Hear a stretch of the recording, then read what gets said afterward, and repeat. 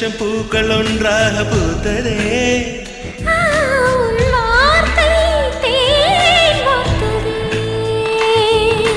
மௌனம் பேசியதே, குளிர் தென்றல் வீசியதே, ஏழை தேடிய ராணி நீ என்